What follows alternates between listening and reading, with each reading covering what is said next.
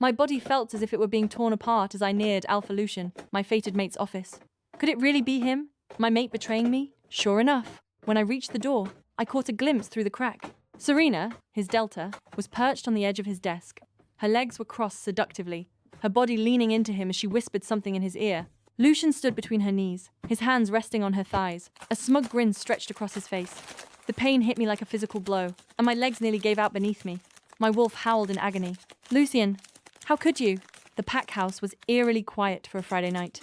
Usually, the halls were alive with laughter, footsteps, and the occasional howls of celebration. Tonight, however, silence wrapped around the building like a suffocating fog. I stepped out of my room, pulling my sweater tight around me, as if it could shield me from the strange sense of foreboding curling in my stomach. Lucian, my fiancé and alpha of the pack, hadn't been home all day. He hadn't called, hadn't texted, not that he ever did lately. The distance between us had grown like a chasm, but I held on, hoping it was just a rough patch. After all, we were mates, bound by fate. Mates were supposed to be forever. But tonight, something felt off. I made my way down the hallway, the soft click of my boots echoing against the polished floors. The pack house was still lit, which meant Lucian was somewhere inside. My steps quickened, heart pounding harder with each step. I didn't know what I was walking into, but something told me I wouldn't like it. When I reached his office, the door was slightly ajar, a thin sliver of light spilling into the dark hallway. I hesitated, my hand hovering over the doorknob. I could hear faint murmurs from inside, soft, feminine laughter mixed with the low rumble of Lucian's voice. My stomach twisted. No, I shook my head, willing away the doubt creeping into my mind. Lucian wouldn't betray me. He couldn't. I pushed the door open, stepping into the room before my courage could falter. What I saw stopped me cold. Lucian was there, all right, but he wasn't alone.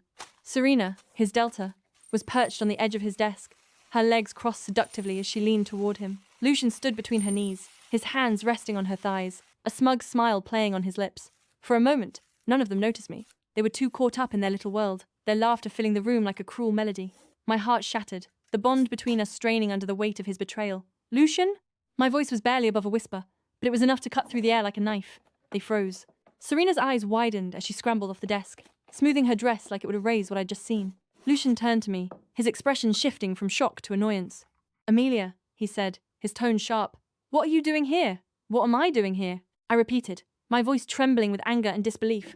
I could ask you the same thing, Lucian scoffed, running a hand through his hair like I was the one inconveniencing him. Don't make a scene. A scene? My voice cracked, the weight of his betrayal hitting me all over again. You're cheating on me with your Delta, and you're worried about me making a scene. Serena took a step back, her eyes darting nervously between us. I should go. No, I snapped, glaring at her. You stay. You might as well hear this too. I turned to Lucian.